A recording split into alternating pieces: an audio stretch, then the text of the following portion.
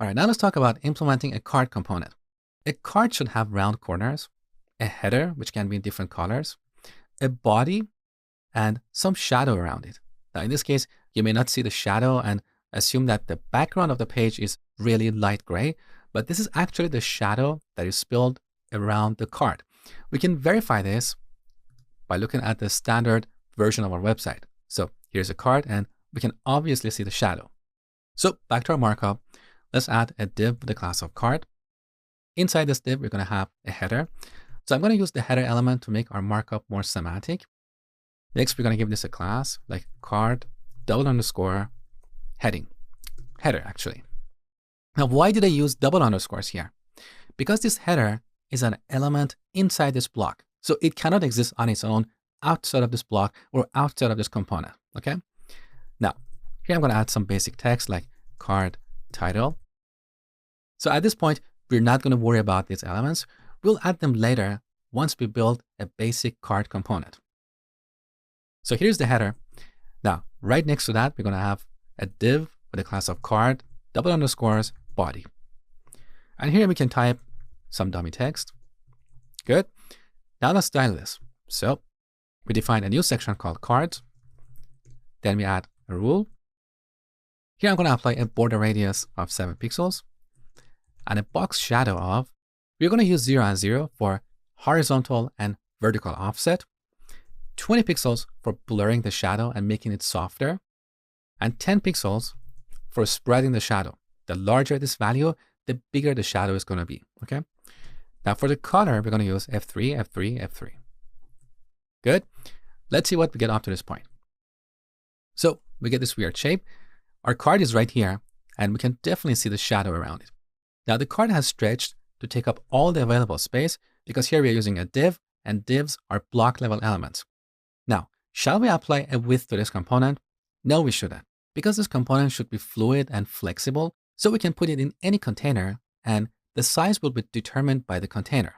So to make our website responsive, we're going to let the card stretch and take up all the available space.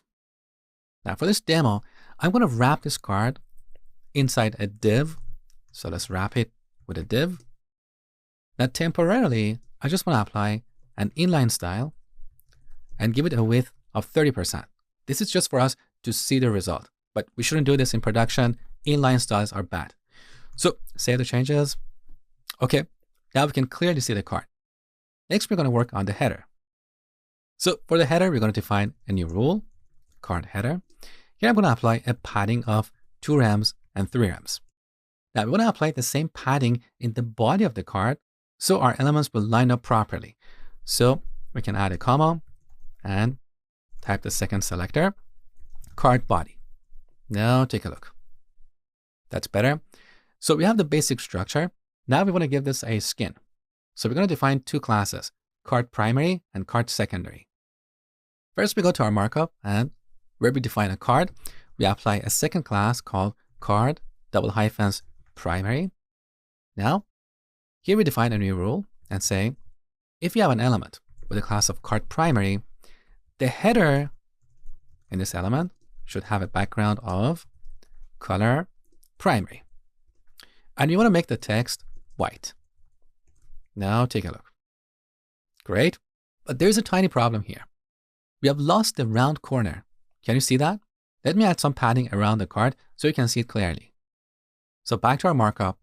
Here in this container where we applied a width, we're also going to apply a padding of, let's say, 4 rems. All right, look, on the top, we don't have round corners anymore. We have sharp edges. But on the bottom, we have round corners. So why is this happening? Well, earlier we applied round corners to the entire container. Now that we gave the header a background color, the header has grown larger than its parent, than its container, which is the card element. So here we have overflow. And as you know, by default, overflow is visible. So to bring back the round corners, we're going to set the overflow property on the parent or the container to hidden. So back to this rule, we're going to set overflow to hidden. Now take a look. We have these beautiful round corners. Great. So here's the primary version of our card. We also need a secondary version.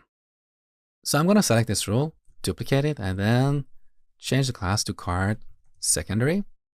And here we're going to use the secondary color. Now to test it, back to our markup, we set this class to card secondary. Great. Beautiful. We have a reusable card component. So next I will show you how to use a card, a badge, a list, and a button to implement a card like this.